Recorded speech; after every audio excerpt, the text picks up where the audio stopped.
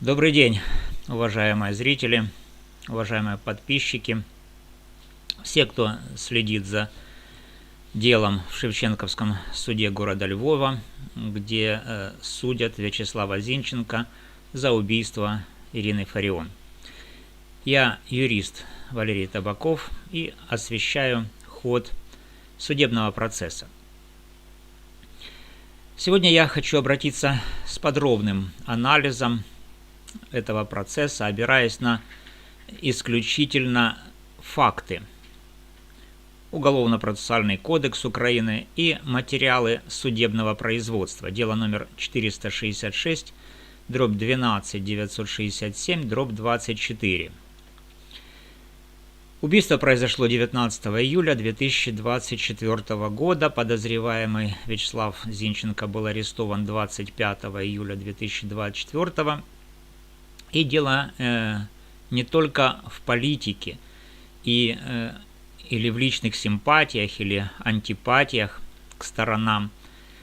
Дело в соблюдении процессуальных норм, в предъявлении неоспоримых доказательств. Но картина, которая складывается по материалам дела, по ходу процесса, она полна критических противоречий, которые, на мой взгляд, делают обвинение очень и очень юридически уязвимым, а в реальности ничтожным. Разберем по пунктам. Самое, то, что лежит на поверхности и видно всем.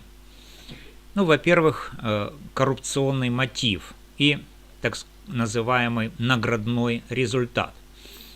Друзья, о какой объективности следствия можно говорить, если высшие чины получили государственные награды за раскрытие дела еще до начала активной фазы расследования?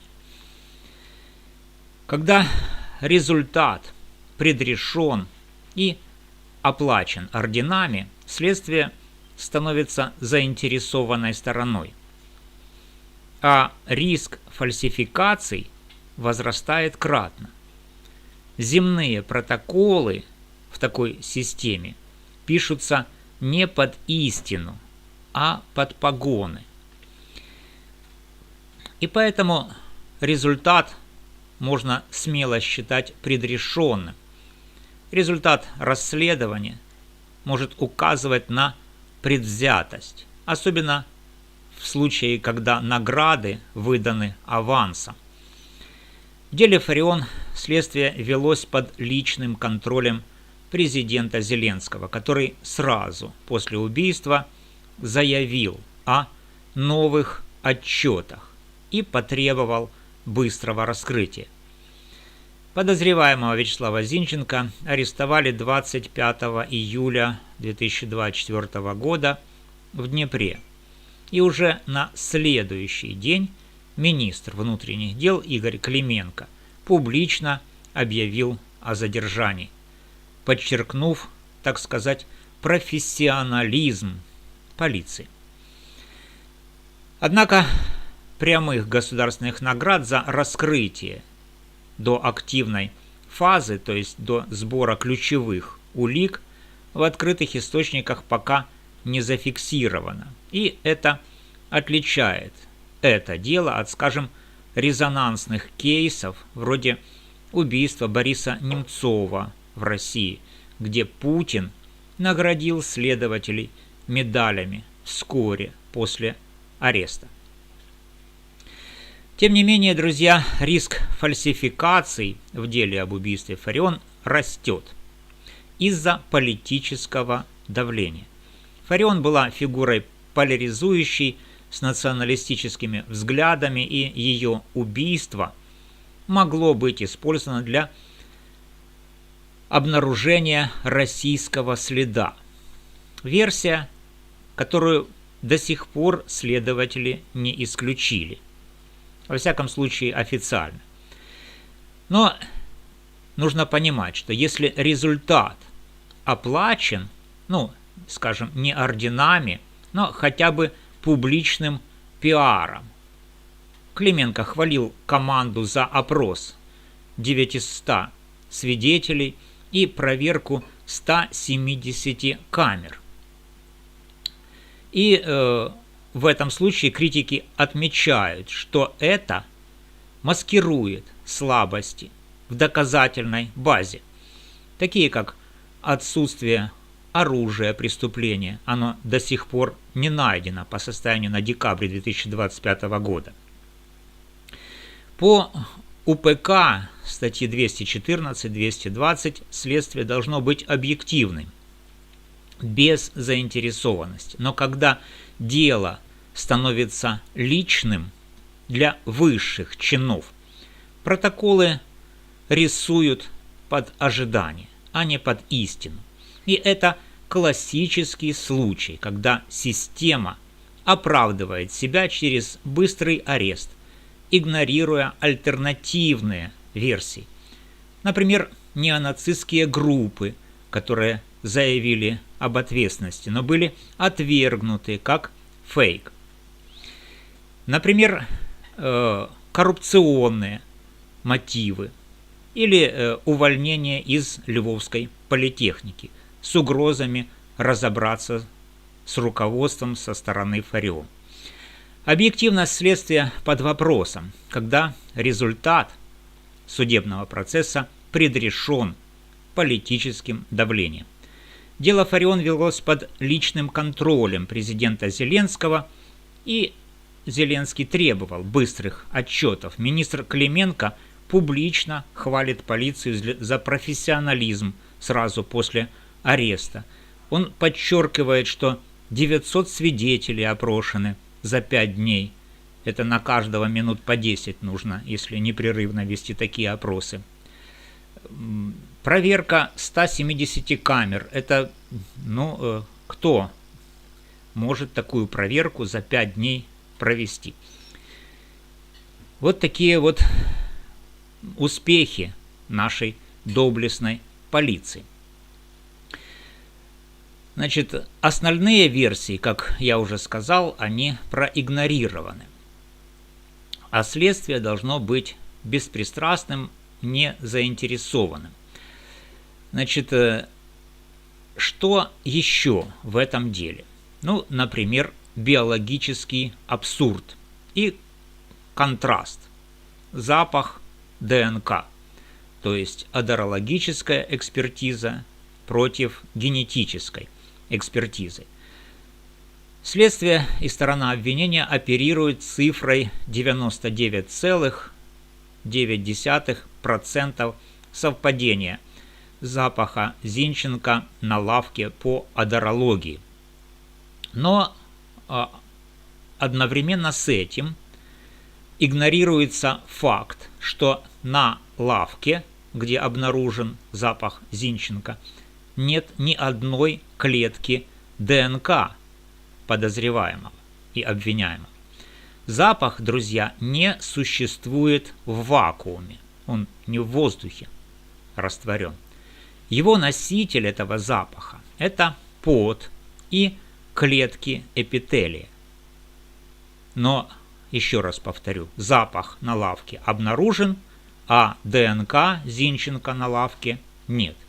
Запах без ДНК на лавке, которая открыто стоит во дворе, это физический нонсенс. Более того, генетический профиль Зинченко пытались выдавить и выдавили, но только с 3-й попытки ДНК-экспертизы. Когда доказательство создается таким образом после 2 неудачных, то есть нулевых попыток этой экспертизы, доказательная ценность такого 3-го этапа равна нулю. И здесь аргумент о том, что фальсифицируется доказательство, особенно силен. Запах не может существовать без носителя, без пота, эпителия, без слюны, и на лавке отсутствуют клетки ДНК подозреваемого. Поэтому это в совокупности подрывает ценность одерологической экспертизы. Кроме этого, нужно заметить, что на лавке, на которой якобы киллер поджидал жертву, запах обнаружен при необнаружении ДНК. И наоборот, ДНК с третьей попытки обнаружена на стуле, который также стоял во дворе, но на этом же стуле, судя по тексту одерологической экспертизы, экспертного заключения, запах не обнаружен. Ну вот такой вот нонсенс. То есть на лавке есть запах, нет ДНК носителя этого запаха. Одновременно с этим на стуле есть ДНК, но запаха нет. Ну, сами понимаете, что это означает. Это юридический нонсенс. Насчет третьей попытки. Само по себе эта третья попытка обнаружения ДНК-экспертизы на стуле номер 1 вызывает вопросы по статье 242 УПК. Экспертиза должна быть объективной, воспроизводимой, а повторные анализы после неудач указывают на так называемую контаминацию или на манипуляцию образцами. Почему ДНК появилась только на третьем этапе? Возможное объяснение из криминалистики. Контаминация в лаборатории, то есть образцы могли быть загрязнены во время хранения или транспортировки. В украинских лабораториях это не редкость, при отсутствии, соответственно, строгих протоколов. Методологические проблемы. Например, первые экспертизы, они могли быть стандартными, PCR, а третья усиленной, LCN-DNA. И они подвержены артефактам. И кроме этого процессуальный аспект, а именно нарушение цепочки хранения по статье 237 УПК.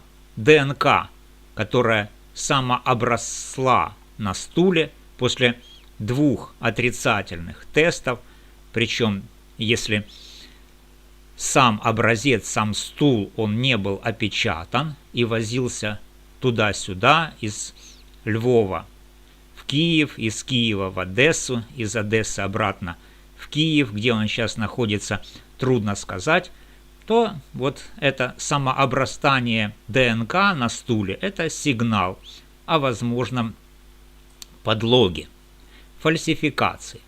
Именно об этом я подал заявление в ГБР Киевское, и на сегодня это заявление переслано во Львовский ГБР. Что там будет в результате, ну, мы с вами узнаем. Вот такие вот дела, то есть несоответствие между запахом и ДНК, то есть запах на лавке обнаружен, ДНК нет, а на стуле запах не обнаружен, а ДНК есть с третьей попытки. Это инверсия. Это является классическим признаком фальсификации доказательств.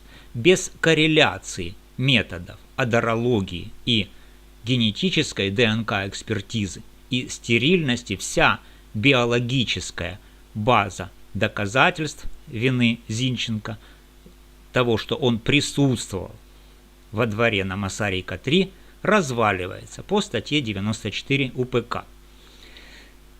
Теперь технический подлог эксперта Мандрика. Где доказательства, на какой именно запах среагировали собаки? Эксперт Мандрик лично контактировал с исследуемыми предметами и пробами. Собака – это неточный прибор. Она не может объяснить, чей след она унюхала в банке. Подозреваемого или самого эксперта, который только что держал этот след, эту салфетку в руках. без стерильной процедуры. И ДНК-подтверждение мы имеем не экспертизу, а манипулятивный фокус, результат которого полностью зависит от действий эксперта. Эксперт Виталий Мандрик дал показания 16 декабря 2025 года. Пробы проверены в 3 этапа 3 собаками с 99% совпадения. Но Мандрик лично контактировал с предметами. Без видеофиксации нельзя исключить реакцию собак на его запах. Одерология критикуется за субъективность и требует корреляции с ДНК, но здесь ее нет. Здесь есть инверсия, и она налицо. Поэтому по статье 242 УПК выводы ДНК и одерологической экспертиз уязвимы. Теперь далее. Далее о смирении в юриспруденции. Это мне написал один из моих активных комментаторов по имени Сергей. Он говорил, что для смирения нужно признать факты и следовать букве закона, а не становиться апологетом системы, заинтересованной в виновном ради оправдания полученных авансом премий. Любой приговор, выстроенный на таком карточном домике из вымученной ДНК и манипуляций с собаками, будет иметь отношение к отчетности, но не к правосудию. И поэтому нужно понимать, что это дело, в свою очередь, является тестом для украинской системы правосудия. Если суд проигнорирует такие противоречия, то приговор рухнет только в апелляции или в ЕСПЧ. Но что хочу еще добавить по этому поводу. Послушайте, пожалуйста, повнимательнее этот момент. По всей видимости, дело идет к тому, чтобы Зинченко был осужден, несмотря на отсутствие неоспоримых доказательств его вины. К этому призывают сторона обвинения, прокуроры Петлеваны и Данылев, потерпевшая сторона София Особа и Наталья Романек, те, кто поддерживают Софию Особу, украинские националисты и националистические СМИ, в частности телеканалы «Говорит Великий Львов» и НТА. Этому способствуют своими ошибками и бездействием адвокаты Зинченко Игорь Сулейма и Владимир Вороняк. Также этому способствуют родители Зинченко Елена и Федор, тем, что препятствуют освещению судебного процесса мной, независимым юристом Валерием Табаковым. Группа поддержки также этому способствует. Группа поддержки Зинченко во главе с Татьяной Мусихиной. И даже Лана с ее подругами, которые уже больше недели не выходят на связь после того, как задекларировали свою попытку переговорить с Еленой Зинченко по поводу видеозаписи заседания от 2 декабря 2025 года. И этому способствует даже суд, который уже 1,5 месяца не принимает решения по моему заявлению о признании меня потерпевшим в деле. Но, друзья, несмотря ни на что, несмотря на то, что все, кроме меня и, может быть, тех, кто предпринимает реальные шаги в деле обеспечения правосудия, в деле об убийстве Фарион, за которое хотят осудить без достаточных оснований Вячеслава Зинченко, несмотря на возможное осуждение невиновного Вячеслава Зинченко, все же можно увидеть смысл в этом незаконном процессе. Какой? Если за убийство Фарион осудят невиновного парня из русскоязычного региона Украины, то по аналогии с событиями более чем 2000-летней давности в Иерусалиме, когда невиновного Христа осудили иудеи на смерть, это незаконное осуждение может послужить восстановлению прав русскоговорящих граждан Украины, дискриминируемых в Украине. Желаемое националистами господствование в Украине таким образом будет раз и навсегда уничтожено. Спасибо, друзья, за внимание. Подписывайтесь, ставьте лайки, пишите комментарии, донатьте по возможности. Все будем обсуждать в следующих видео. Если у вас есть вопросы по делу, задавайте. До встречи. С вами был юрист Валерий Табаков.